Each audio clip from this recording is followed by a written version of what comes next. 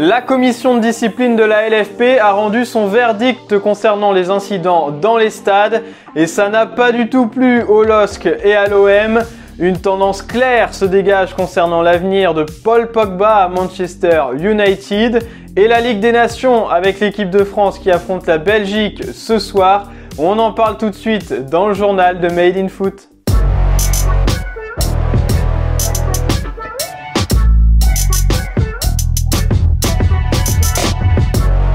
La commission de discipline de la Ligue de football professionnel avait du boulot hier soir. L'instance devait notamment statuer sur les incidents lors du derby entre Lens et Lille et également lors du match entre Angers et Marseille.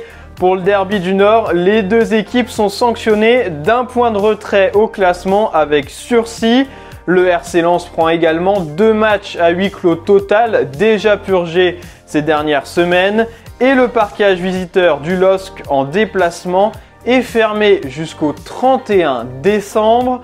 Des sanctions qui ont fait bondir Olivier Létang, le président lillois, qui estime que cette décision est pour le moins très surprenante et totalement injuste. Je rappelle que le LOSC n'était pas l'organisateur de la rencontre et que nos supporters ne sont jamais sortis du parquage visiteur. Le problème de fond n'est toujours pas réglé et il ne le sera jamais si on ne sort pas de débat partisan. De leur côté, les Lensois ont salué via un communiqué la lucidité de la commission de discipline.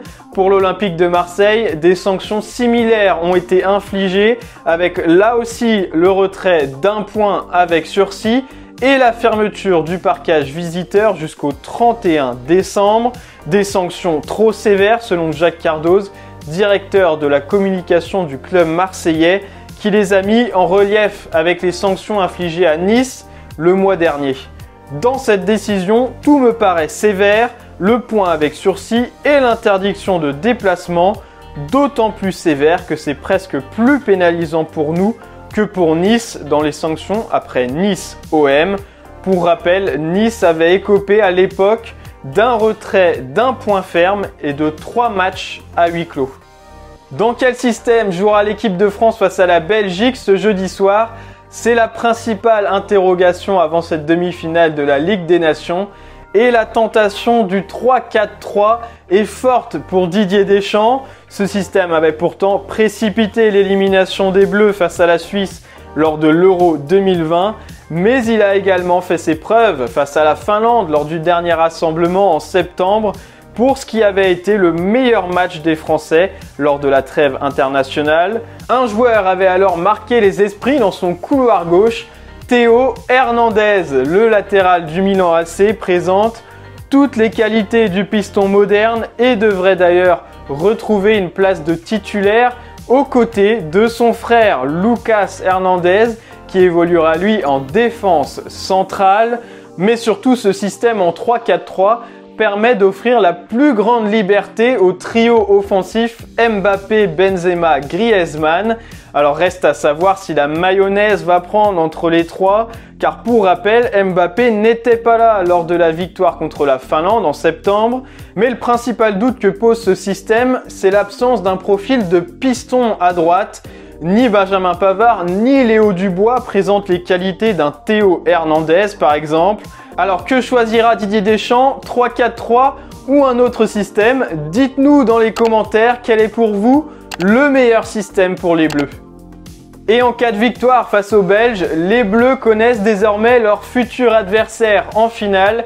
Il s'agit de l'Espagne qui a mis fin à la série d'invincibilité de l'Italie. Les joueurs de Roberto Mancini restaient sur 37 matchs sans défaite, 1122 jours et 3 années plus tard, les Italiens sont donc tombés face à la jeunesse espagnole emmenée par l'époustouflant Gavi. Encore inconnu du grand public il y a quelques semaines, le milieu du Barça est devenu à 17 ans et 62 jours le plus jeune international espagnol de l'histoire.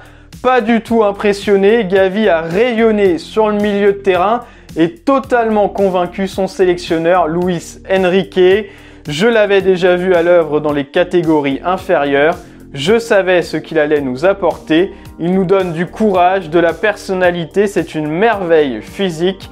Il était au marquage sur son idole Marco Verratti et il a été formidable. La finale de la Ligue des Nations se disputera dimanche. Mais où jouera Paul Pogba la saison prochaine alors que son agent, le célèbre Mino Raiola, avait récemment évoqué un possible retour à la Juve? On vous en avait d'ailleurs parlé dans le journal de Made in Foot. L'international français pourrait finalement prolonger avec Manchester United. Pour rappel, son contrat se termine l'été prochain et le champion du monde 2018 pourra donc s'engager où il le souhaite dès le mois de janvier. Pogba a régulièrement été annoncé au PSG, notamment l'été dernier, où le club de la capitale avait pris des renseignements avant finalement de boucler l'opération Messi, rendant l'arrivée de Pogba impossible financièrement. Aujourd'hui, la tendance est donc claire. Paul Pogba est plus proche de rester et de prolonger à Manchester United que de partir. Le milieu de 28 ans a été notamment convaincu par le mercato ambitieux des Mancuniens avec les arrivées de Cristiano Ronaldo et de Raphaël Varane. En plus, Man United est aujourd'hui une des seules équipes en Europe capables d'offrir un salaire XXL à Paul Pogba. Alors Manchester United, le PSG, la Juve ou une autre équipe, où jouera Paul Pogba la saison prochaine? Et voilà, c'est tout pour aujourd'hui. Merci de nous avoir suivis. N'oubliez pas de vous abonner en cliquant juste ici. Et à bientôt pour un nouveau journal de Made in Foot.